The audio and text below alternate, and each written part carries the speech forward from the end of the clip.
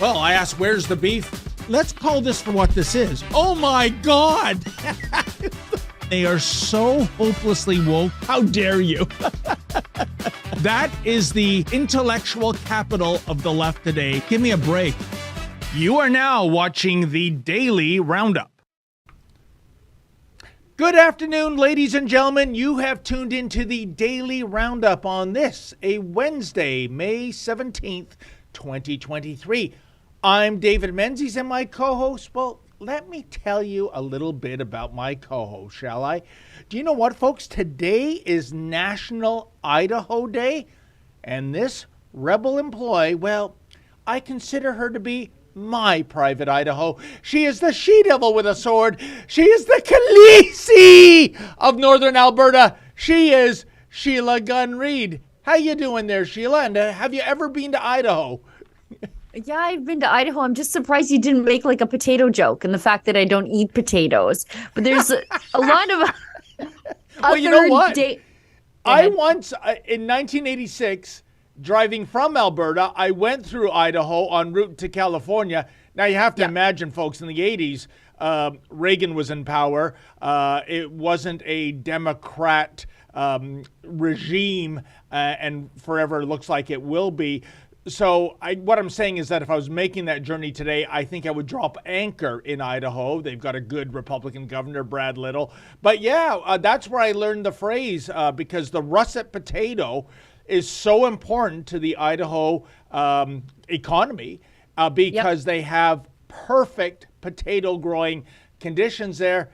And Sheila, what I'd always hear from people in Idaho is they would say this, as the farmer said to the potato, I'm going to plant you now, but I'm going to dig you later. Oh, wow, David. I remember Bill Matheson was like the local weatherman here on ITV, like before it was global news. And he would just like, he was the best because people would watch the news just to watch Bill Matheson give the weather. He made it so exciting. It was before green screens and he had like stickers that he would move around on the board and he'd scribble on the board with his pen and he would always say, keep your eye on the Idaho high. And that was like his weather warning. I still remember it. And it was like 35 years ago. It's also International Day Against Homophobia, Transphobia, and Biphobia. So I don't know how anyone could miss that. If you follow any politicians on social media, it's literally all they're talking about. No binary phobia as part of that? Because biphobia is bisexuals. Homophobia is gays and lesbians, and, well, transphobia. It's the Herman Munster Hour and the Addams Family, I guess, combined. But what about who mourns for the binary people getting misgendered on this day, Sheila Gunn Reid? I thought they were against the gender binary. I don't know. It's also National Cherry Cobbler Day, so as opposed to Cherry Cheesecake Day, which is every day in Doug Ford's Ontario. Oh yeah. Well, I'll get a pie sent right down to Queen's Park so Fat Bastard can get some variety in his desserts. I'm surprised you haven't gotten a pie in the face from Doug Ford's camp. I should tell everybody what we're doing here because there's a lot of news to talk about today. Yeah, RCMP, we proudly stand against transphobia, homophobia, biphobia in the RCMP and across Canada. By working together, we can build a more inclusive and supportive environment. Okay, whatever. It's all going to be like the same comments over and over again. Yeah, not to make it about us, but how about the RCMP issues a statement we're against journalist phobia? You know, when Blackface's security detail beats me up for just being on a street corner trying to scrum the PM. I guess that doesn't qualify. I guess what I should have done, Sheila, is wave one of those little pink and baby blue flags, and that would be kind of akin to Superman's cape of invulnerability. I just have a hard time believing that that entire community has any discrimination against them at this point, when you can be canceled from social media, from your job, for just not being a strict adherent enough to their ideology. They've got an entire month. No, I'm sorry, a season we used to call summer, co-opted by the movement. They get to read to your kids without your knowledge. I don't know. I don't know. I don't And know. Sheila, If we're genociding them, I believe we're doing it all wrong. And Sheila, this is, in the space of 7 months, the third rainbow raising flag event. It goes back to November 20th. That was the National Day of Trans Remembrance. I don't know what we're supposed to be remembering. I've already forgotten. March 31st was Trans Visibility Day. How is that different from Remembrance Day for trans? And today Trust me, is we this. See you. Pardon me. Trust me, we see you just fine. Yeah. You know, like, I don't know. And now we have this, act of standing against homophobia, transphobia, and biphobia. Isn't it funny, Sheila? Speaking of November Remembrance, we have one solitary day, namely November 11th, to honor the veterans, to honor those who are serving in the military, to honor those who paid the ultimate sacrifice. One day, November 11th, and then this thing, the alphabet soup community, it just goes on and on and on. It's no longer, as I've said, about acceptance and tolerance. It's about affirmation, and we have multiple days where we have to stand on a apple cart and just clap and cheer them on. And if you don't, you're a hater, you're a homophobe, you're a bigot. I'm done with this. Yeah, where's the day where people who want to be left alone are just left alone? Because that's the day that I want. I used to think that was the day that community wanted too, but it's not like that anymore. Yeah. It's just, I don't know. It's a bit much anyway. Let's tell everybody what we're doing here today. This is the Rebel News Daily live stream, the Daily Roundup, as it's called. It's normally hosted by David Menzies, and he has a co-pilot on most days. Today, that person is me. If you're watching us on YouTube, well, thanks, I guess. There are 1.6 million sets of eyeballs who watch us on YouTube. However, YouTube is a censorship platform, and they've completely demonetized us there. So if you'd like to get involved in supporting the work that we do here at Rebel News completely willingly, unlike what Justin Trudeau forces you to do with the unwatchable and unlikable and often untruthful mainstream media, might I suggest you move over to Rumble or Odyssey, wherein you can leave a paid chat, which sort of democratizes the show. You get to have your say, and we'll read it on air, and it gives us a little bit of money to help keep the lights on. But also, might I suggest, if you'd like to go just one step further in supporting us, join our community on Locals, on locals.com. You'll find all of our free content there, but also our paywalled content, behind the scenes filming of our documentaries as well, my show, Ezra's show. And so you can become a supporter on locals.com and interact with us there too as well. So there are a few different ways that you can support the work that we do here at Rebel News without being forced to by Justin Trudeau. And I think that's it. And very quickly, Sheila, before we move on, I'm just trying to read your shirt. It looks like a new one. Save an EV, ride a horse. Am I reading that right?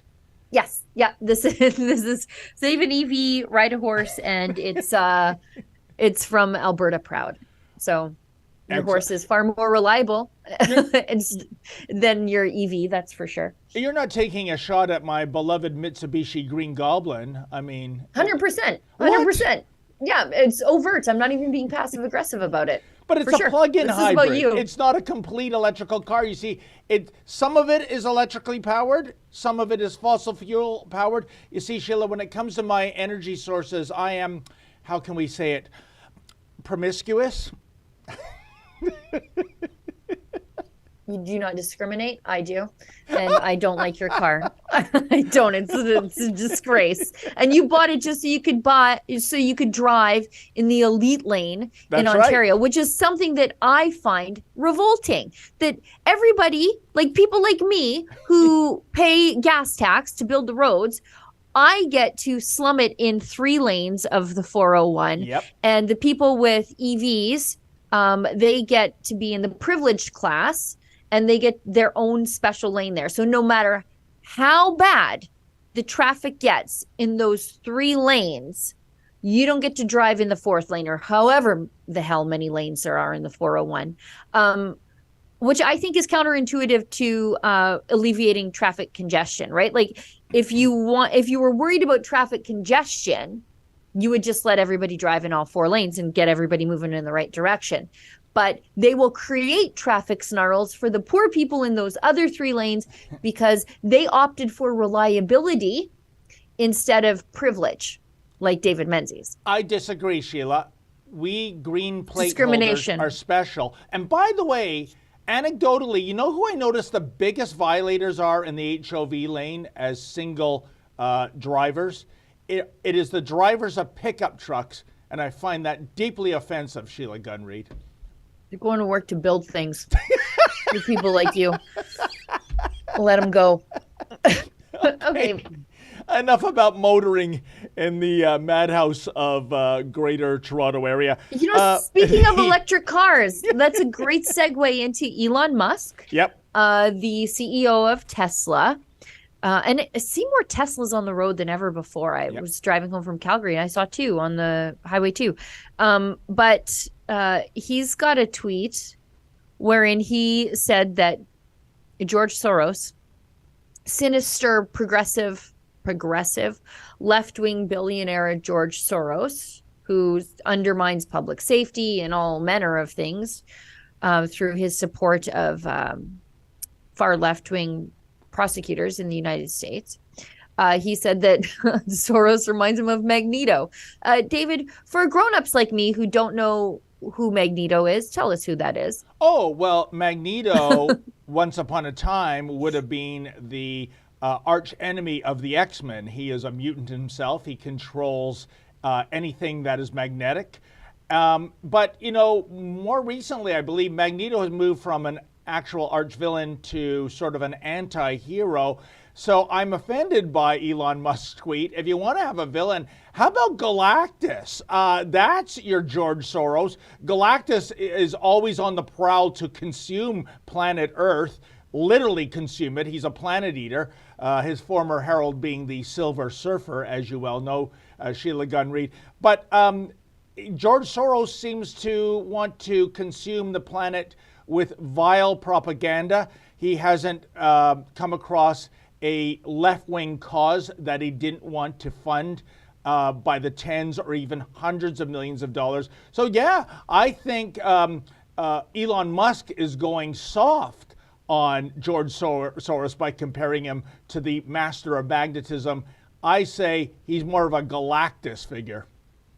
Yeah, and lefties immediately called out Elon Musk for saying, like, you're being unfair, you're possibly being anti-Semitic because yeah. Well, and that's the big shut up is once you say George Soros is this progressive billionaire that undermines public safety and the economy everywhere he goes. He's played a serious role in degrading the major cities in the United States because he sort of has these Soros-backed prosecutors who are soft in crime and don't, there's no broken window policing, as they said in New York. And so you end up with just a spiral of decay and chaos in these cities. And he is directly related to that downfall. And if you point that out, they say, you can't be critical of him. That's being anti-Semitic. And it's like, I didn't say anything about his religion. I don't care about his religion. It wouldn't matter what his religion is, but that's the shut up with George Soros. Is when you say Soros-backed, what you mean is you hate the Jews. Apparently, that's what the other side has to say about this. But Sheila, I'm reading this tweet that we've got on the screen right now. Oh, from Soros, Krasenstein. Also a Holocaust survivor. If memory serves, didn't George Soros during the war rat out Jews? So far from being a Holocaust survivor, he was kind of a contributor to the Holocaust. Yeah, I think you have to be very, very careful about how you phrase what he did during the Holocaust. But his defenders would say he did certain things so that he could survive the Holocaust, and that included pointing fingers in other directions from himself. So I'm not sure if a lot of people would engage in that form of self-preservation. He did ultimately, and then went on to be very wealthy.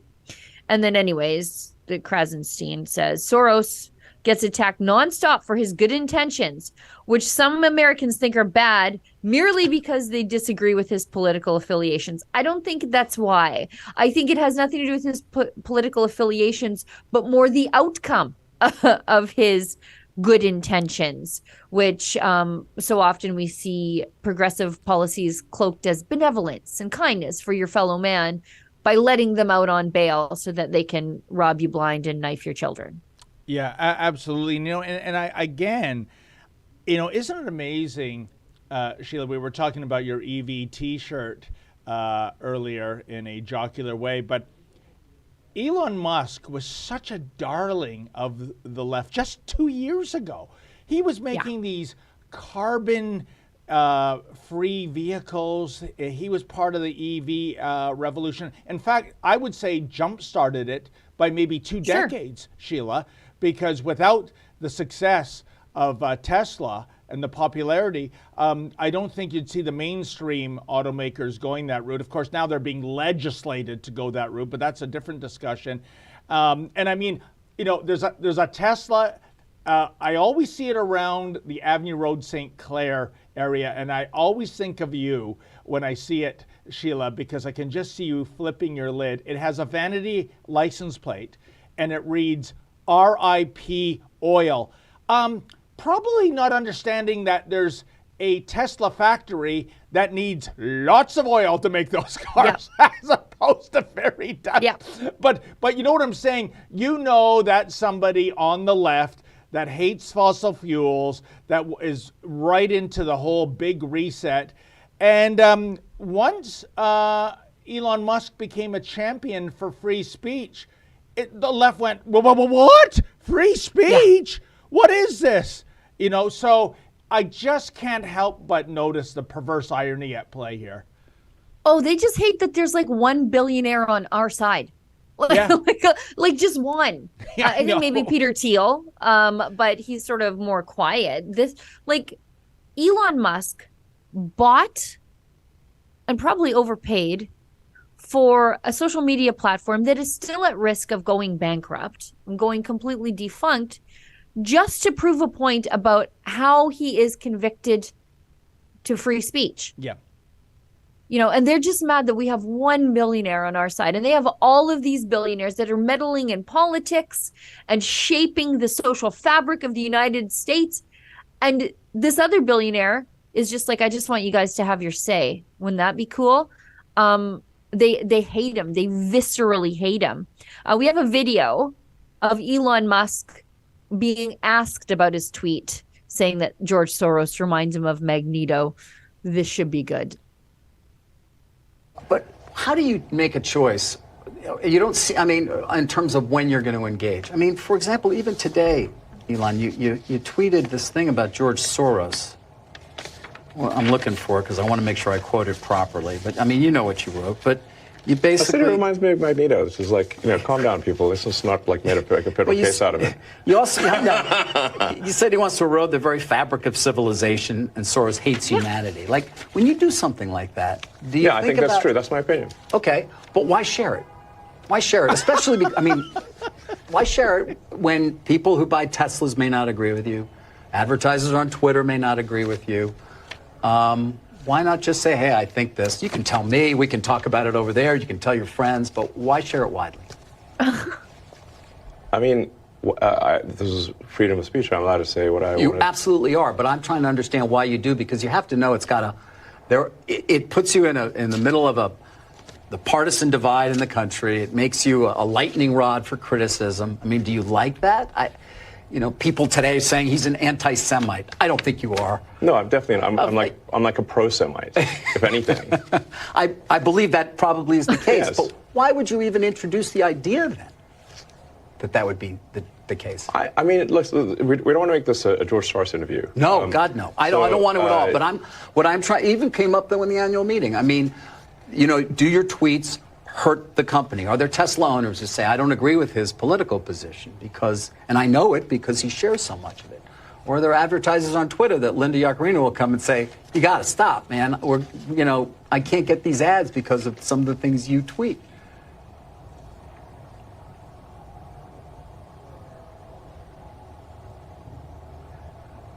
that the end of the clip? No, I think he's thinking. You know, I'm reminded of there's a scene in The Princess Bride. Great movie. Great movie. Where he confronts the person who killed his father. And he says,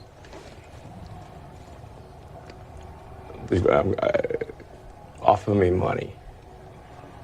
Offer me power. I don't care. So you just don't care. You want to share what you have to say. I'll say what I want to say, and if the consequence of that is losing money, so be it. Okay. Wow. Sheila, if I may jump in first, because that Please. reporter is out to lunch. He seems not willing to accept the answers Elon Musk is giving him. This is his opinion. He believes in freedom of speech. He will say what he wants to say. These are all Elon Musk's quote. But there was one really telling giveaway in terms of what that reporter with CNBC said. And that was, what if advertisers might not agree with you? Sheila, since I've come up through journalism school, I can tell you there is a deep separation of church and state when it comes to editorial and advertising. He's a reporter. He's editorial. He shouldn't give a tinker's damn about what advertisers think. He's there to tell a story, pro, con, or neutral. So, or is maybe CNBC, Sheila, maybe they are very advertiser focused in their reporting? You know, we wouldn't want to say anything bad about Pfizer in our reporting of the pandemic, you know, because look how many millions of dollars Pfizer is contributing to our network. This guy, as far as I can tell, is a journalistic whore. There's no other way to say it politely. That's my thoughts. What are yours, Sheila? Yeah, isn't that interesting? That guy just told us a little bit about the inner workings of major news corporations. Yep. That maybe the advertisers aren't going to like what we say, so we're just not going to say them. That's what he expected Twitter to do, and Twitter, for all intents and purposes, is a publisher at this point. Yep. It's funny to see how outraged they are. So first of all, he says, people might think that you're anti-Semitic, and he's, you know, Elon Musk said, I'm pro-Semitic, or I guess the right word is a philo-Semite. And the journalist says, well, why would you bring it up? But he didn't. You did. Yeah. Like you did. He didn't say anything about George Soros being Jewish. You guys did. But again, how outraged these people are that someone dare speak their mind on a platform they paid, what was it, nearly $50 billion for? If he bought the platform for $50 billion, he could tweet whatever the hell he wants. And that's the whole point of him buying it, is so that he can tweet what he wants and we can tweet what we want. But how frightened they are that there is a counterbalance to the likes of Bud Light, Miller Lite, Nike, Hershey's, all these companies that are just woke, and you have to put up with it. And they don't care what you think as a consumer. They literally don't care. They just barf their politics out onto you. And if you like it, great. And if you don't, you can go somewhere else. And that's sort of the free market. But when it works on the other side, they don't like it one bit. Especially, I mean, what a great example today is. It's the day against transphobia, homophobia, biphobia, whatever. All the major corporations are going to self-flagellate on the internet. Yep. About how they're against this. And we're like, we know you had a rainbow can last summer for 3 months. We know you're against it. Stop. It's going to be like that all day today. It's going to be insufferable on the internet. And that's fine. But if you have one billionaire who tweets whatever he feels like, they lose their minds. Yeah, has Blackface made his de rigueur tweet yet? Yes. I know he's off in South Korea. Maybe he's in a different time zone. Do you remember what he had to say? I don't know. There we are. We're all homophobes except him. That basically is how it should be. how he says, like, we're all sexist except him. He can grope women, but we are the ones who are disrespecting them. It's all the same stuff. Yeah. You're able to be who you are and love whom you love, free from discrimination and hate, full stop. No ifs, ands, or buts. We'll keep working to make that possible, and we'll always stand with the LGL2S. They changed the letters around on me again. 2SL GBTQI plus people at home and around the world. Oh, really? You're standing with them around the world? Really? Yeah. Really? You're standing? I don't think you are.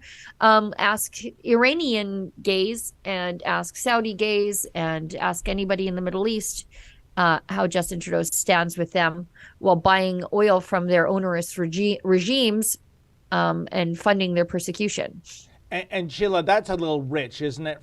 Free from discrimination and hate. This coming from the man who has lost track of the number of times he's not only painted his face, but his entire body in blackface, and sticks his tongue out as if that is a behavior typical of black people. I have no idea what the hell he's trying to convey with that.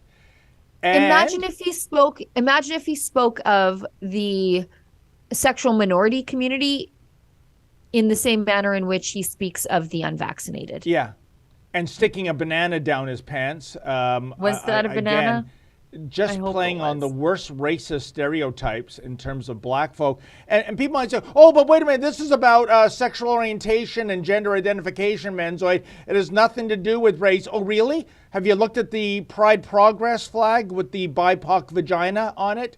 The black and the brown stripes? That is to represent brown people and black people. And what race has to do with gender identification and sexual orientation, I have no idea, Sheila. And I saw another progress flag in Whitby near the school board at a Starbucks. And so you had the 7 rainbow colors, you had the BIPOC vagina, and then in the BIPOC vagina, you had a circle. And I think, I stand to be corrected, I think that means non-binary. What I'm getting at, Sheila, in another decade, that flag is going to be unrecognizable in terms of... It already aggravates my synesthesia to look at it. Like, I get vertigo when I look at it because I don't know where my eyes are supposed to be. And I'm a little bit of a synesthete, so I have my senses sort of mix up sometimes, and I get like an odd taste in my mouth trying to look at that. If I have to bet on another symbol being added, Sheila, it will have something to do with native culture. You know, maybe a feather or something, an eagle. Yeah. But you know, it's right now heading to everything but the kitchen sink. And of course, they've gotten away from a crucial element of design as well as engineering, which is less is more. Once you start doing all this monkey business, it becomes a mishmash of angles, colors, you name it. It's kind of like the flag version of the Pontiac Aztec right now. So yeah. Yeah, I don't know where to look. Oh, by the way, I noticed in your video yesterday, I don't know if it's been published yet, but one of those police liaison officers, he had like the Canadian flag, but it was like the rainbow Canadian flag. Yeah. And there's so much controversy around like the thin blue line patch. They don't want cops to have like that. They want them off their uniforms. I don't know if they've accused it of being associated with white supremacy. And it's like, actually, it's about cops standing together with other cops. And they don't want those on their uniforms. They say, no, it should just be the Canadian flag, except what I saw the other day. Yeah. Which is probably really standard issue by the force. It's unbelievable. Yeah, that was Officer Chevalier. He is one of the speakers in the transgender training module that all Toronto police have to not only take, but they have to pass. So if they have dissenting answers, they have to take the test over again. It's absolute compliance. And just to give you an idea of this fellow, folks, if you haven't seen that video we posted about the Toronto transgender teaching module, Officer Chevalier seems to be of the belief that while violent crime in every category in the city, sexual assault, knifing, murders, you name it, is off the charts in Toronto. Evidently, misgendering someone is perhaps the worst thing that can happen. And he practices what he preaches, Sheila, because as you know, he has a niece, but Chevalier doesn't know if his niece is currently identifying as a nephew. So instead of using the niece word or the nephew word, he's got a new made-up word, nibbling, which I thought was either a brand of licorice candy or a can of a Jolly Green Giant corn. But nibs and niblets. Nibbling. Can you imagine what the good cops in the Toronto Police Service, when you have this diversity hire going on about nibblings, making up words to prevent offense? It is unbelievable. I'd be updating my resume. Could you have picked a less creepy word? I don't know why that word just comes across as so creepy to me, by the way, as a parent. Like if somebody referred to my child as a nibbling. I'd Jesus, be like, take the wheel. Does that mean you're biting him? Yeah, exactly. Are you putting your mouth on my child? You better hope not. Olivia whispers in my ear that we're halfway through the show and we haven't done an ad break. So let's hit an ad break and then we'll go into that amazing question yesterday that highly qualified, skilled journalist put to Pierre Poilievre yesterday. I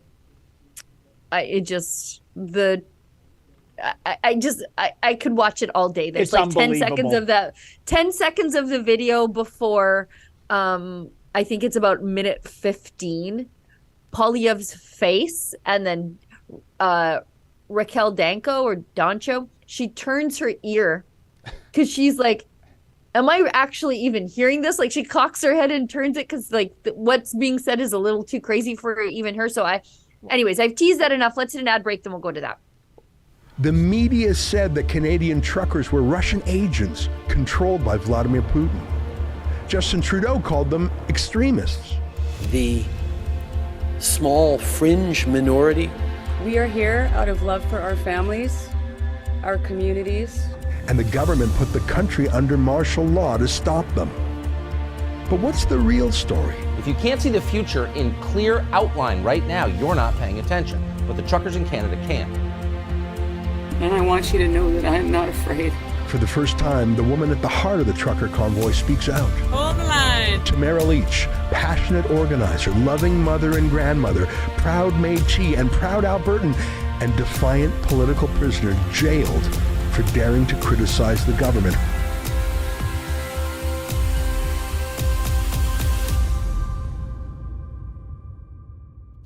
Tamara Leach. Her new book, Hold the Line, My Story from the Heart of the Freedom Convoy, is the inside scoop of what really happened. You've heard from the media and the convoy's critics. Now hear the truth from the woman who inspired the world and made Justin Trudeau blink. Visit theconvoybook.com to order your copy now.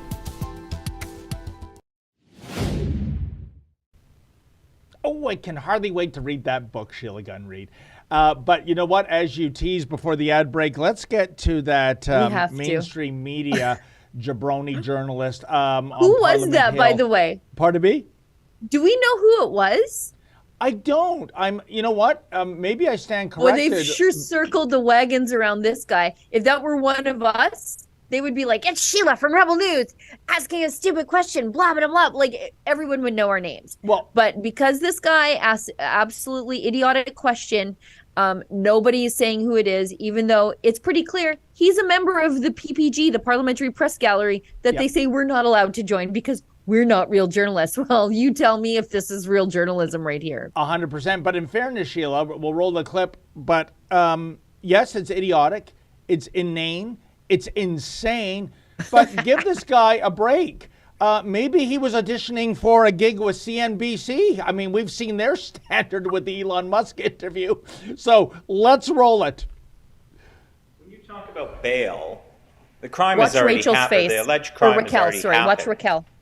So how can you attribute bail to this increase in crime and not, should there not be more supportive measures to prevent the crime in the first place? Well, if you're talking about someone being on bail, they've already allegedly committed the crime. So where, they're committing crimes on bail. That's the problem. The problem is, I'll give you an example. In Vancouver, the same 40 offenders were arrested 6,000 times in a year. That's 150 arrests per offender per year. Why? Because they're arrested in the morning, then they're released on bail by noon, they reoffend, they're back in jail by 2 in the afternoon, and then they're released by the evening so that they can commit their final crime before they go to bed. It's a failure of the system to not support people who have committed crimes, gone to jail, served their sentence, you know, and then they're committing another crime. So is this not a failure of things like social services and support for people who have committed crimes? Are you serious? I'm asking you a question. No, I mean, are you serious? Come on. You're telling me, no, excuse me, let me answer your question. Are you honestly saying that it's society's fault if a repeat violent offender commits 60 or 70 offenses? I think that criminal is to blame for his own actions. He is personally responsible. We're not talking about some kid who made one mistake when he was 19. We're talking about people who do 60, 70 violent offenses. And then they're, because they're criminals. But why are they criminals? Because they do crime. Why do they do crime? Because we let them out early on bail. So because they I got think we've let solved out, the riddle here. because they got let out early on bail. That's right. They then commit the crime. That's right. So Yes. That's what all the experts agree is the cause of the crime. So had they stayed in jail the whole time on bail in jail, not on bail as you say, they would then not commit crimes. Because they'd be in jail, so they couldn't commit And crimes. when they get out at the end of their sentence, they're crime free. Well, we can't guarantee that, but what we can guarantee is the period when they're behind bars, they will not be able to do crime. Oh my God, Sheila, I don't know where to begin. I'll just say one point, then I'll throw it over to you. I love that. Why are they criminals? Because they commit crime. You know what that reminded me of, Sheila? The 1982 movie Superman 2, where Clark Kent and his editor, Perry White, are at the Daily Planet briefing room, and he's about to be dispatched to Paris because Perry White explains to Kent that terrorists have taken over the Eiffel Tower and they have a nuclear device, and if they don't get paid out, they're going to nuke Paris. And Kent says, Mr. White, that's terrible. And Perry White says, yeah, Kent, that's why they called them terrorists, right? Yeah. Yeah, they're called criminals because they committed crime. This is unbelievable. We have to find the name of this reporter, Sheila, and scrum him. He might be the dumbest reporter in Ottawa. And given that Rachel Gilmore is, or I should say was, on the Hill at one point, that's saying something. Yeah, these people are absolute idiots. And I see the other journalists like sort of circling the wagons around him, like, oh, maybe he was inarticulate in his question, but it's a good question. Or they also say the newsrooms aren't giving us time to prepare our questions. So when we turn up, that's what Rachel Gilmore said. She basically said, so when we turn up and have no idea what we're going to say or what we're going to ask or why we're even there, it's not our fault for not being good at our jobs or being like aware of the news of the day. It's literally your job, by the way, you're a journalist. Forgive us. It's our boss's fault that we turn up at these things completely clueless. And these are the same people who say, Rebel News, you can't join the PPG. Yeah. You can't join the Parliamentary Press Gallery. I think it's fascinating that these are the same journalists who are like, Tamara Leach, lock that terrorist up forever. Yeah. They held her for like almost 50 days without bail. And all she did was say, hold the line. But they want violent criminals out on bail, like the very same day, as long as they tell a judge, oh, for sure, judge, I'll be good this time. And the judge is like, you weren't good yet, like literally yesterday. But no, let him out. It's really something else. Because again, not only are these the same journalists who are like, lock up Tamara Leach forever, throw away the key, that little woman is a terrorist. But they're also like, Sheila? Oh, she's a terrorist because she misgendered someone. Yeah. And so the person she misgendered had to go and get an IV drip of wokeism at the hospital because they're dying. Sheila genocided them by misgendering them.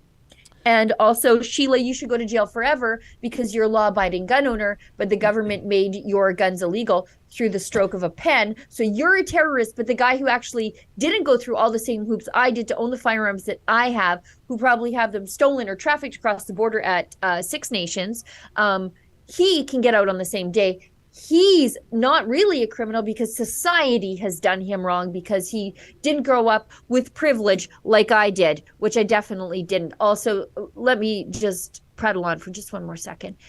The journalist here, who obviously is a privileged white male, sounds like, he, I'm going to guess, grew up with far more privilege and wealth than I did as a child. Yeah. But he supposes that someone who grew up like me, without much of anything whatsoever, that we're just destined to be criminals because of how society has done us wrong, instead of it being a series of choices we made to be dirtbags or not. And so he's got a real bigotry of low expectations against people who grow up in lower socioeconomic backgrounds than he did. Well, Sheila, to paraphrase the late Jerry Springer, two final thoughts. One is, I can tell you who is smiling like a Cheshire cat right now, and it's Blackface himself, because here is a journalist on the taxpayer payola, and he's hitting the right notes when it comes to Blackface's brand of liberalism, you know, systemic issues, the devil made me do it, nothing about self-determination, willpower of the individual, that's why you're a criminal. So Blackface loved this. The second thing is this, Sheila, talk about being out of touch. Let's not forget that 10 out of 10 premiers campaigned for bail reform. 3 out of 3 territorial leaders. That's 13 out of 13 leaders in this Canada, regardless of political affiliation, said, fix this. This is an unacceptable problem. That example, the same 40 offenders responsible for 6,000 crimes, Sheila. So this guy is taking the viewpoint that isn't even shared by the vast majority of Canadians, if you believe the point of view of the provincial and territorial leaders, who would not campaign on something that would be unpopular with the voter base. Yeah, this is directly actually from Justin Trudeau's playbook. Yep. It is directly the motivation for the most recent reforms on sentencing for certain gang-related offenses, violent offenses, including gun-related offenses. So they removed the mandatory minimum sentencing for a whole host of seriously violent crimes that are largely committed by organized criminals, because of systemic racism, which was one of the reasons they gave, which again is just the bigotry of low expectations. And we're seeing it here. So this is exactly the question this journalist is asking. It's systemic racism that's making these people commit the crimes. Yeah. So even if that were true, why is letting them out to commit more crimes the solution to that? Like literally, yeah. Why is that the solution? Even if you believe systemic racism is making people do these things, yeah. How is just the revolving door of the legal system wherein they continue to plague their communities the solution to that problem? It's not. Keep them in jail and reform them, because part of going to jail is not just punishment, but also hopefully reformation. And you need some time behind bars to reform, but you don't get to have that if they just keep letting you back out. Where's the consequence? Yeah, 100%, Sheila. And you know what's worse? They don't give a tinker's damn about innocent victims. And the reason is they have no empathy. With Blackface, he's always in the presence of armed security. And so the idea of him being victimized, well, that just isn't going to happen. Not that I'm wishing it upon him. Yep. Unbelievable. You know, I mentioned Jerry Springer. Do you think, Sheila, the world has become the Jerry Springer show? Like all the insanity that he presented as so-called reality TV. And I always did love at the end. He'd be charged with a hate crime. He'd be charged with a hate crime in Canada. Oh, yeah. At this point. Yeah. For sure. You know, I not to go off on a tangerine, but I always loved at the very end of the Jerry Springer show, Jerry would have his final thought where he'd weigh in as the know. moral authority. And it'd be like, yeah, in the final analysis, maybe it's not a very good ethical decision to have a sexual affair with a transvestite midget, right? Yeah. Oh, you don't say, right? It was always like the lesson about being honest. Like if everybody was honest, we wouldn't be here. We should hit an ad break, and then we should go to this breaking news from Josh Alexander, who was in Calgary this morning. We've got something there. And then I want to talk about this UCP announcement from the other day about addictions treatment. I just want to address some criticisms levied at me about my support of this new law without getting too personal. But anyways, let's hit an ad break, and then we'll go to this Josh Alexander clip. I am doing something today that I have never tried before. Listen up. I'm looking for collaborators in a new and exciting initiative. As you most likely know, YouTube a long time ago demonetized Rebel News, and we are 100% viewer funded. Now, while our supporters are fantastic at helping us cover legal campaigns and special reporting missions, unfortunately, the reality is our day-to-day operational expenses often exceed our income stream. Which is crazy if you think about it, because my videos across all platforms attract hundreds of thousands of views and sometimes even millions. So I want to share that reach with the right partners. If you have a product or business and want to enter a win-win relationship with me, please go to rebelnews.com/ads and fill in the form to let me know. I won't be accepting anyone. I need to believe in your business or product so I can sell it proudly for you. And for successful applicants, I will guarantee a minimum view count, meaning even if your ad is published on the less popular reports, we'll keep promoting your business or product until it gets the agreed minimum eyeball. So again, if you have a cool company or product that either wants to take advantage of my reach or want to support my work through advertising in a way that you can write it off as a tax deduction, or both, head over to rebelnews.com/ads and hopefully we can join forces soon. Have you recorded your ad yet, She-Devil? No, but I do have a bit of an ad that I need to get out of my system right now. And when I first heard about this company, I was like, oh, that's interesting. But you know me, I'm kind of a bit of a fitness junkie. I'm also, I look at my body as like a series of chemical reactions with the human soul attached to it. So I like to sort of biohack myself a little bit sometimes and add things in and cut things out and see what that does to me. And so when I heard about this new company, I was like, okay, what does the research say about what they're selling, what they're doing? And I was astounded at how backed in research it is and how the mainstream media doesn't want you to know about this research and the things that you can do. And I'm sort of doing this, as I call it in our staff meetings, a bit of a prairie chicken mating dance about how I'm going to talk about this, because like one of us has to go one way and then one of us has to go the other way, and we sort of, the point happens, but I can't talk about a lot of it because we're on YouTube, and and Facebook are very specific about the things that we can say, and I don't want to get the channel canceled and then we can't talk to you ever again. So I want to tell you about a new company that just launched in Canada. And the reason I want to do that is because over the last 2 years, I think it's been pretty clear that our medical system has failed us all, kowtowing to oppressive government health policies and a lack of natural choices and your autonomous choices in staying healthy and making your own decisions for yourself. Many of you were vaccinated against unemployment as opposed to disease. And many of you decided to vaccinate your children against social isolation. And I think some of you may have some regrets about that. I see that all the time on social media. So this is where the wellness company comes in.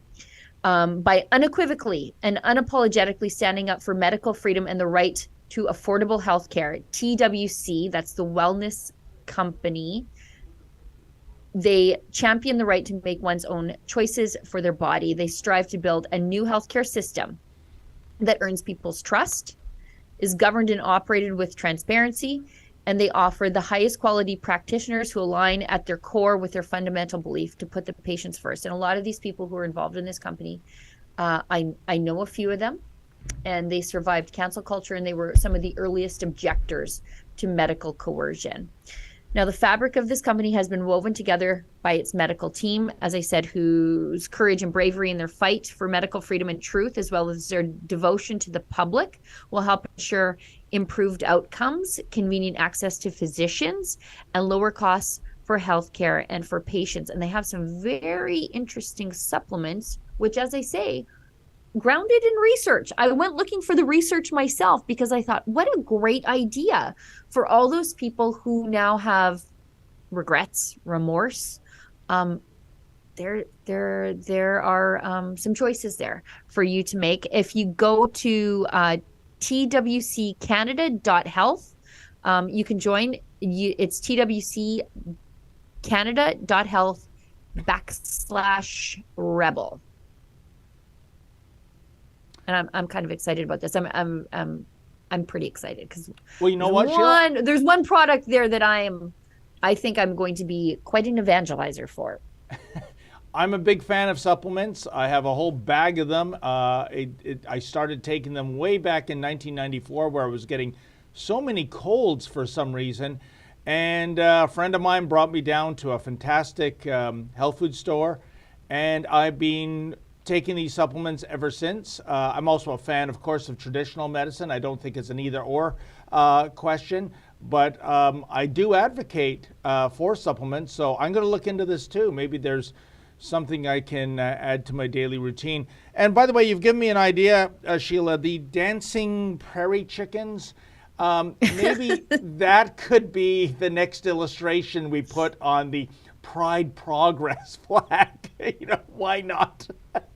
They have their chests all puffed out and they're sort of like stomping their feet and dancing in different directions and thumping on their chests. If anybody has watched prairie chickens dance, you know exactly what I'm talking about. That's unfortunately what I have to do when I talk about things that are grounded in science, as big tech censors lurk above us to get us canceled and kicked off the internet altogether. So anyways, that's twccanada.health/rebel to find out the things that I just couldn't say to you right now at this minute on YouTube. Let's go to Joshua Alexander, young man from your way, kicked out of school for standing up for the rights of girls to have their own private spaces in schools. And he is routinely harassed by authorities. And so he decided to come to Calgary anyway. Calgary is what, despite the freedom-mindedness of the people who live there, the government is quite authoritarian, at least the municipal government. They've placed anti-harassment law, which prevents anti-drag protests near government-funded facilities, which, I mean, if you can't protest the government, what can you protest? Especially how the government is allocating the use of government facilities that you paid for. So anyways, Josh Alexander, young man, is in Calgary, and I see out of the corner of my eye, he was taken away in handcuffs by Calgary's finest. Let's take a look at this.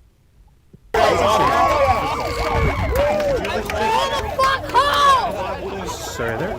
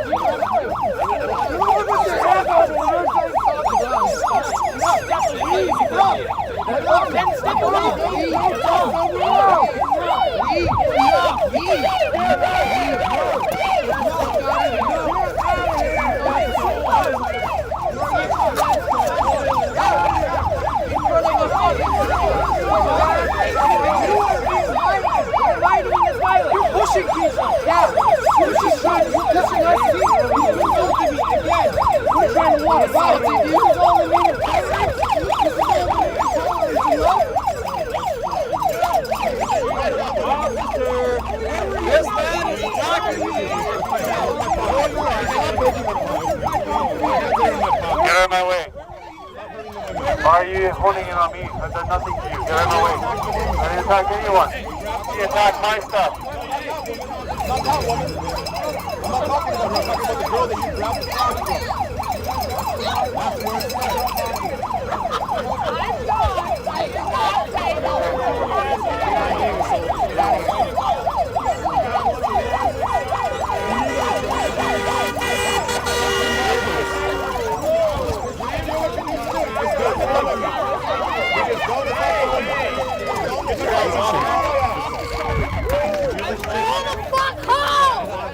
Sorry there. There's free Bibles back there for you guys. And they're arresting him. You police, you should be arresting Antifa. They're the ones that attacked him. What are you cowards doing arresting this guy? Josh, do you have anything to say about this? Say it, just say it. You guys, Jesus saves you, loves you. Go get a Bible. I've got Bibles for you.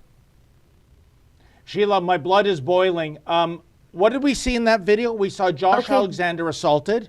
We saw him encircled by these Antifa thugs, who, by the way, get away with murder by draping themselves in the trans flag. Again, that's like Superman's cloak of invulnerability. We dare not do anything anti-trans or perceived to be anti-trans. We see his movements being impeded because he can't get to where he wants to go. He's not throwing haymakers, and he gets arrested. He gets handcuffed by that jabroni in the cowboy hat. You know, Sheila, we try to back the blue here. We really do. I mean, without police, there's anarchy. And we all know how horrible the Montreal Police Service is, worst police force in Canada. But I'm telling you something, the Calgary force, it's becoming a photo finish in terms of who is the worst. And I know this is breaking news. It just happened minutes ago.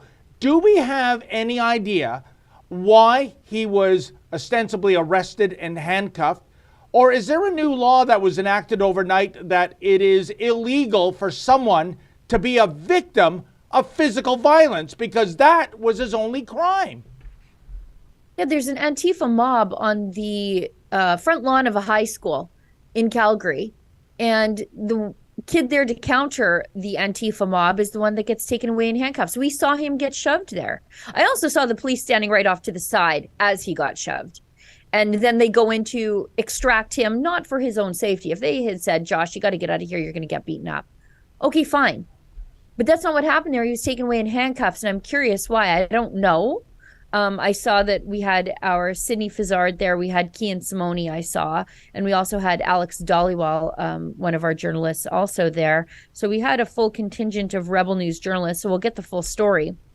But what I saw there was quite outrageous. And there's a reason why the morale of the Calgary police force is absolutely in the gutter. It somehow manages to find a way to decline year over year when it's already excessively low. We saw the same thing in Edmonton. And this is how good cops just take quiet retirement, quiet quitting, as they say, or they just move over to traffic and they don't want to do this stuff because it's gross.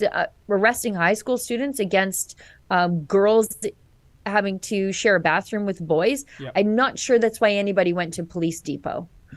Well, I'm sure Officer Chevalier and his nibbling approve back here in Toronto, Sheila.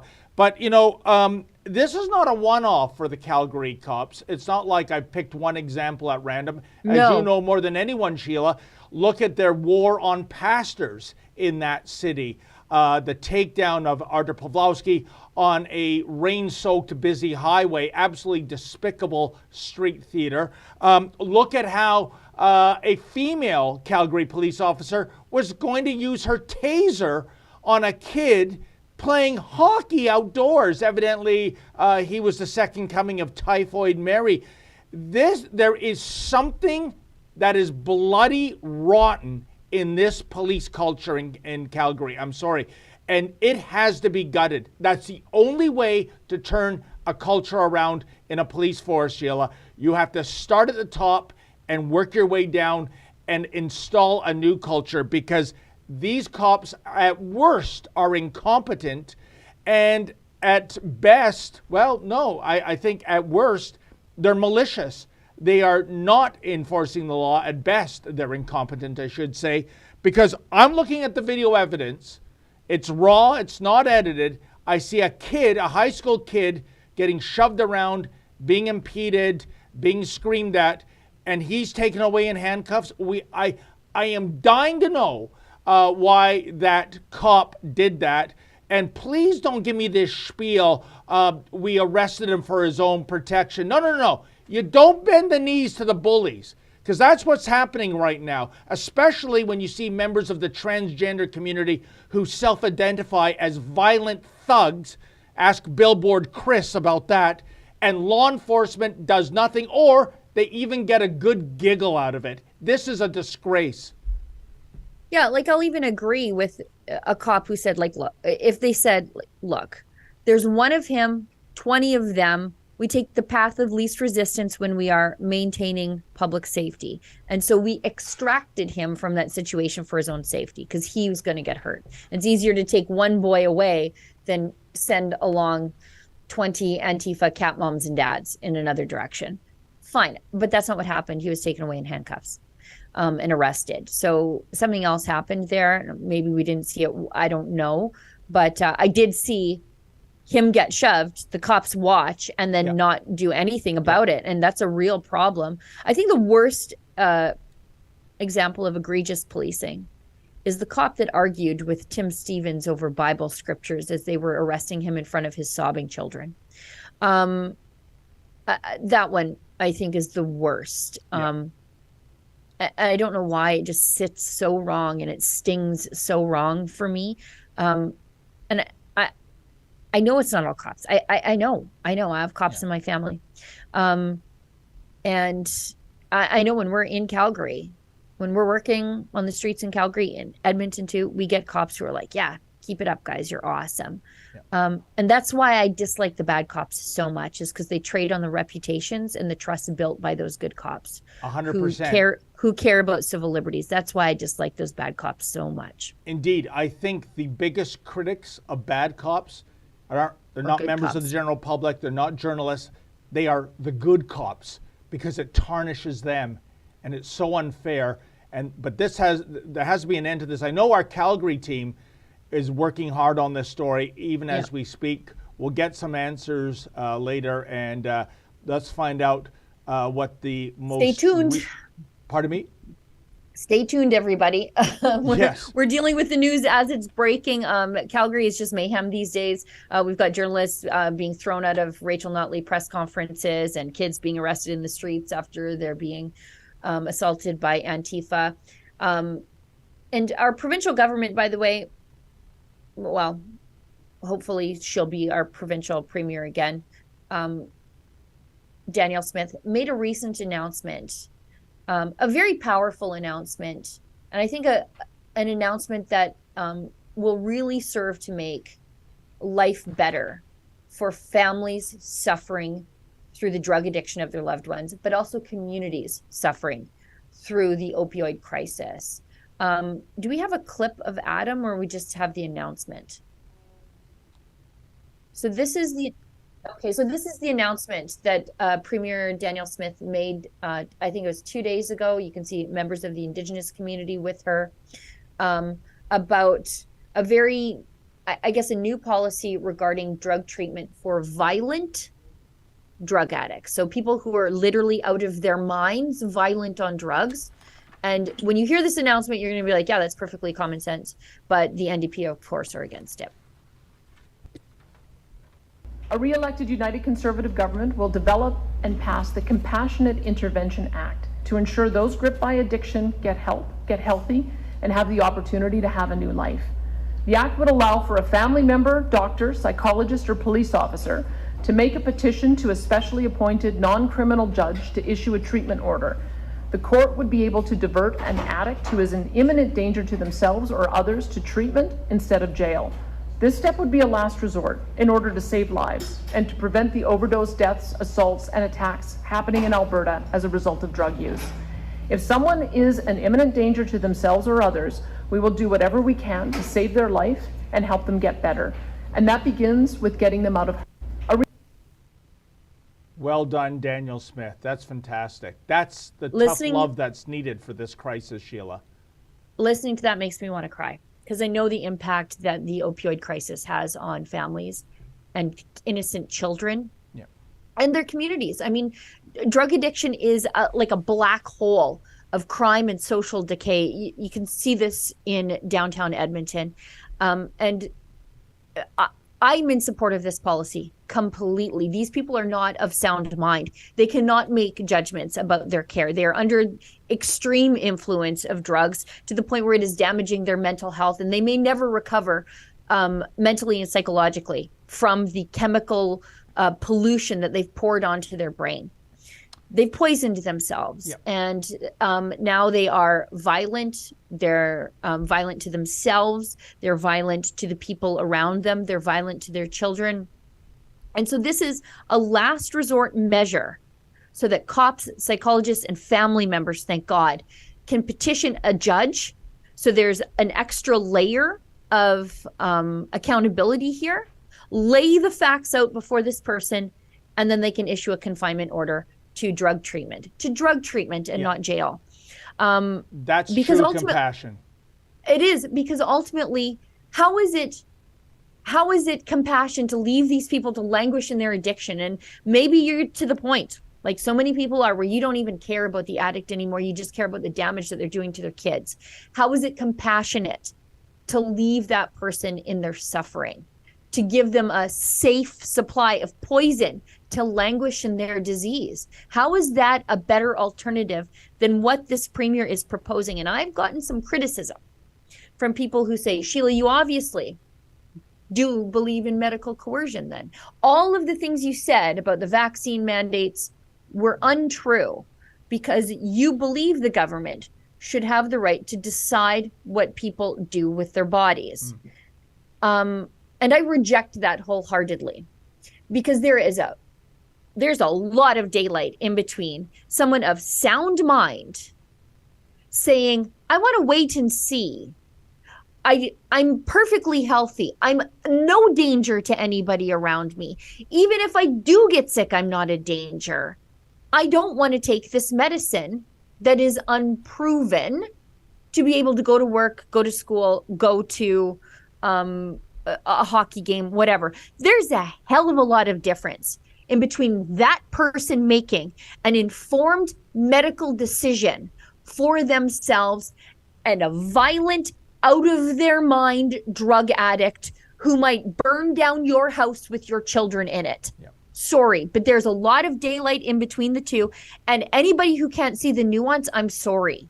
I'm absolutely sorry. It's the same, I guess it's the same dishonest argument as when people who say, Sheila, you can't be like for people making their own medical decisions about what they do to their body and be simultaneously pro-life. My nuance is that's the baby's body. Someone who is saying, I don't need to take this vaccine against a disease that's not going to make me gravely ill if I do get the disease anyway. Advocating for that person's rights doesn't make it incompatible for me to agree with this new drug policy of the premier. I mean, to say that someone who's out of their mind on drugs and violent, beating their children, dropping fentanyl on the floor that little kids can pick up and die instantly, that person is nowhere the same as a welder who just wants to go to camp and earn a living for his family. Sheila, that was superbly well said. I have nothing to add. You really nailed it there. And speaking of drug addiction and piss poor law enforcement, we got to get to this subject very quickly. Anthony Furey, who used to be a Toronto Sun columnist and then went over to True North, and he's a superb columnist, and he's a very smart guy and very likable. So don't hold his mainstream media credentials against them, folks. There are statistical anomalies. Yesterday, he went to Nathan Phillips Square. That's literally the town square in Toronto, to kick off, well, not to kick off, but to do a presser, because Anthony Furey is one of 102 people running for mayor in Hogtown, if you can imagine. And if you can imagine this, folks, and our good friend of the Sun, Joe Warmington, he had a column in today's paper. It is absolutely outrageous. Anthony Furey was interrupted when he was trying to do this presser next to the Toronto sign, next to the reflecting pool of Nathan Phillips Square, by City Hall security guards that said, you can't do that here. You're not allowed to run your yap in the town square for political reasons, blah, blah, blah, blah. And he was frog marched out to basically the sidewalk facing Queen Street. At the same time, Joe notes, 2 drug addicts stagger out of the City Hall bathroom, clearly hopped up on something, God knows what. Nothing to see here. And I want to remind our viewers, Sheila, I think this was one of our masterpiece videos from July of 2020, when the disgraced ex-mayor of Toronto, John Tory, I guess he was too busy horizontally jogging with a subordinate staffer at the time, but a bunch of grifters and their homeless stooges took over Nathan Phillips Square, not overnight, folks, for 3 weeks. They put up a squalid tent city. And when we and others went to cover this, security and even police descended upon us and kicked us off the square, threatened us with arrest, even though these violent, filthy thugs turned probably the second most photographed venue in Toronto next to the CN Tower into a grotesque tent city for 3 weeks. And Anthony Furey, that is running on a law and order platform and trying to make the city clean again, he is given the bum's rush. Sheila, I don't know if we want to show a clip with some of the audio, because it only enhances the insanity. I'll wait to hear from our super producers. But what do you make of that, Sheila? Why isn't Anthony Furey or any candidate allowed to get up on a crate and say a couple of minutes about why I want to be mayor? What's wrong with that? You know, we saw this happen in Calgary to Pastor Art Pawlowski, who is a political candidate as well. He was given the bum's rush out of Calgary City Hall, and actually I think he was given a trespass notice. The current administration does not have exclusive use of these facilities. Just because you're the mayor doesn't mean that no other mayoral candidates are allowed to use it. That's literally, well, in this instance, Toronto's town square. And if drug addicts are allowed to shuffle around it, surely people who want to clean up the drug addicts can have a press conference there.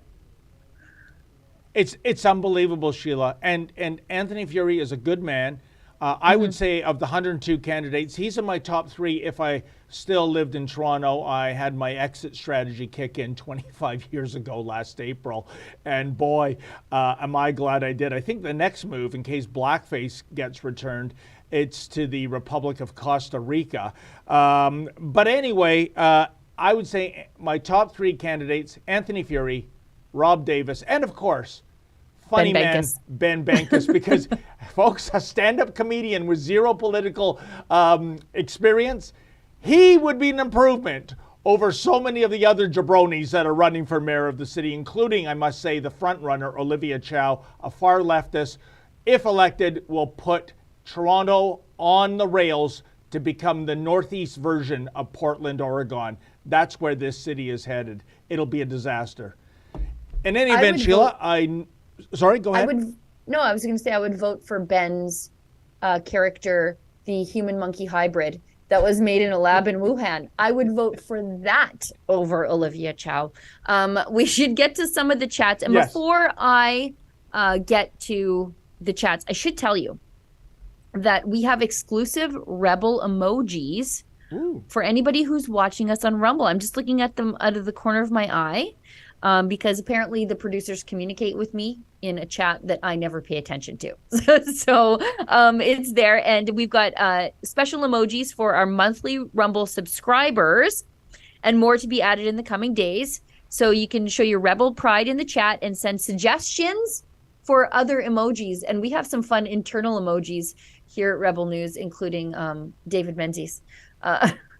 special David Menzies ones that so anyways, if you at home want access to like a David Menzies emoji, let us know. Maybe we'll add one there. This is all news to me, Sheila. I thought we needed the express written approval of Major League Baseball to do something like this. No, I don't know if you've ever seen us talking and we use like your emojis in the chat to talk to each other all the time. There's just one where I'm like judgy. I'm like drinking a coffee and I'm super judgy, but yours are good. Anyways, so that's it. We've got some chats and I'm 60 minutes late for a staff meeting.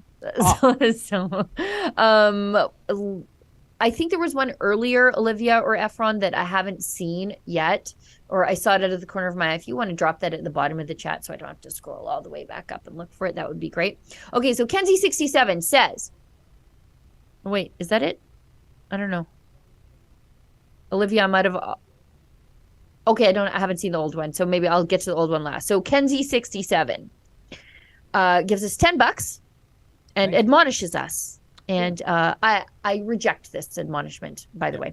She said, again, Rebel, I'm disappointed with your coverage of the National Citizens Inquiry. You may have had reporters there, but still little reporting. You should have had a mobile billboards. Look, the NCI is doing their own thing. We can't just show up with a mobile billboard at their own thing.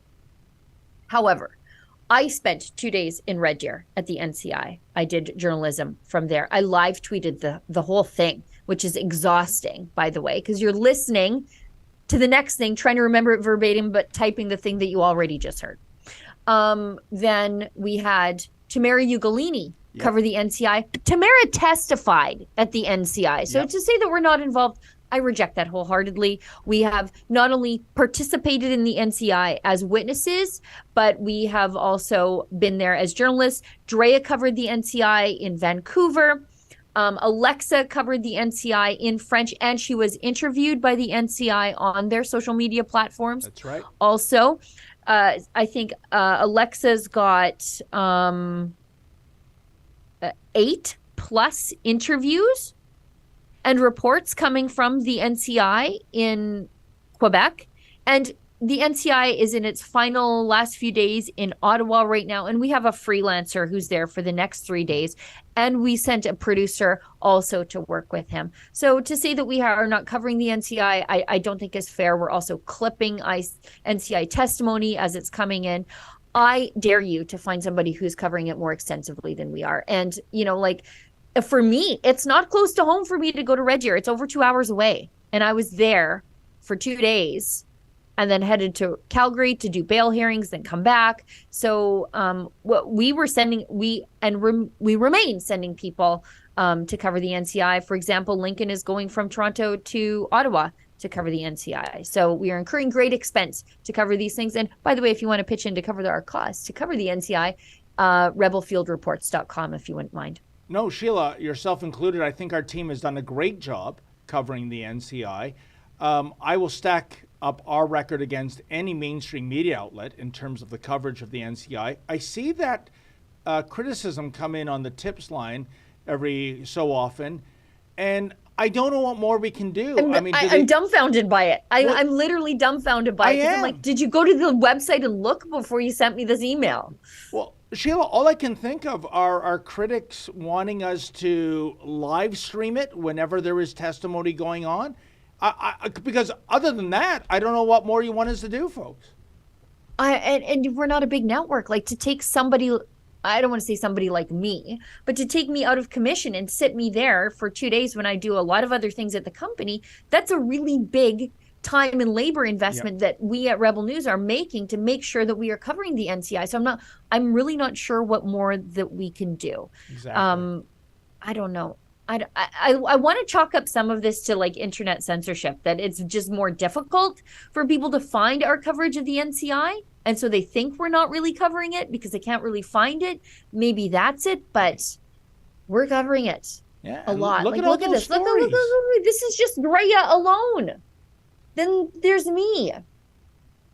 And like, it's just, anyway, there's Tamara. Alexa's got 8 reports coming out about it. We've got a journalist there for 3 days who's doing video reports and written reports right now. So I don't know. I don't know what you want us to do. I don't know. That's funny. You saying, "There's me." It's all about Sheila, isn't it? There's like just my video. Anyways, Kenzie goes on, gives us. Oh my, damn it! My computer just turned off. No, it's okay. I'll find it. Kenzie goes on to say that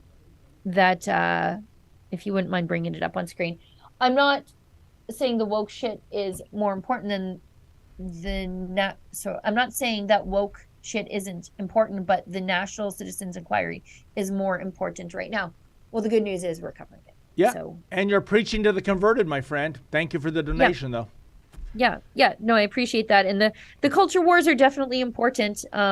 Letting the culture war get to where it is right now is exactly why the government was able to do the things that it did to us during the pandemic, is because we sort of didn't pay attention to the culture war, and the culture shifted so greatly that nobody cared about civil liberties anymore. Great point, Sheila. Alrighty, and let's keep going. I brought it up on my phone. We've got Kenzie67 gives us another $5. It says, wouldn't it be cool if there was something like a paint the night before Pride marches and the rainbow stuff was blacked out? You will get charged with a hate crime. And I know for certain you will get charged, Sheila. A couple years ago, in the city north of me, Aurora, Ontario, there's an intersection where they've painted, the lines where you're supposed to come to a stop. Typically, it's white paint on black asphalt, but for some reason, the city decided to spend, I think it was $12,000. I don't know how the bill gets that high, to do the rainbow flag paint job instead of just white lines. And somebody in a muscle car did a burnout. And the local media covered it like a hate crime, like somebody had been kidnapped and tortured. There was a reward. There was law enforcement holding a press conference. It was unbelievable. Yeah, so whatever you do, don't take any paint, don't take any rubber onto that holy, sacred rainbow flag, especially the Pride Progress flag with the BIPOC vagina and the circle in it. You will pay a price. Yeah, they can vandalize our churches and burn them down. And like, we didn't see anything. But if you pump the brakes so that you don't run over a pedestrian in a rainbow crosswalk, and you leave a little rubber, you squawk them a little, that's a hate crime. I guess you should just run over the pedestrian, I guess, is the moral of the story here. And I'm going to plead innocent on that crime, Sheila, because the Green Goblin is completely incapable of doing a burnout. 100%. How embarrassing for you. We've really got to wrap this up because I am late for this managers meeting. I see Efron is like, wrap it up. We've got a missed chat from yesterday. 5 libraries. That's the Odyssey crypto token. David Menzies, please use call for your male co-hosts and Khaleesi for the women. I cringe every time you introduce your male co-hosts as queen. Sorry for the Game of Thrones nerd correction. Well, Odyssey viewer, that is actually an in-joke. I do know the call is the male version of the Khaleesi, but in this day and age, I throw it back to you, Mr. Odyssey. What's a woman? Kevin Tennant gives us $5 and says, hey, David, you have a gift for sayings. Does he? Don't tell him these things. Maybe it's time to use some red-green lines, like keep your stick on the ice, or if they don't find you handsome, at least they'll find you handy. LOL. Oh, there you go. Well, for you, Kevin, and of course my co-host, Sheila Gunn Reid, as they used to say on the Grecian formula ads, hey, 2 minutes for looking so good. I missed the meeting. I just got a message from A10. I missed the meeting. And I rushed my whole morning so that I could get through this and then get to the meeting and then that explains your new hairdo, Sheila. Wild yet controlled. I had an email about my hair over the weekend on Mother's Day, and I was like, I'm not in the mood. I just emailed the man back and said, I hope the women in your life rise to your exacting standards, because I can tell you're a man of particular tastes. Okay, is that it for our live chats then, Sheila? Yeah, it might be it for my career here at Rebel News if I miss another managers meeting. No, anyway, we wouldn't allow you to leave. We would we would keep you confined to quarters. We need you that much. Feels well, that folks, way what can already. I tell you? What a fun show that was. Again, special thanks to our super producers, Efren and Olivia. And, of course, to my beloved colleague, Sheila Gunn-Reid. And thank you to all of you who tuned in, and especially those who gave us a financial donation, even with criticism. Hey, we got thick skin. We can take it. I'll be back here tomorrow with another Rebel News personality. In the meantime, as always, stay safe and stay sane. Sorry, guys.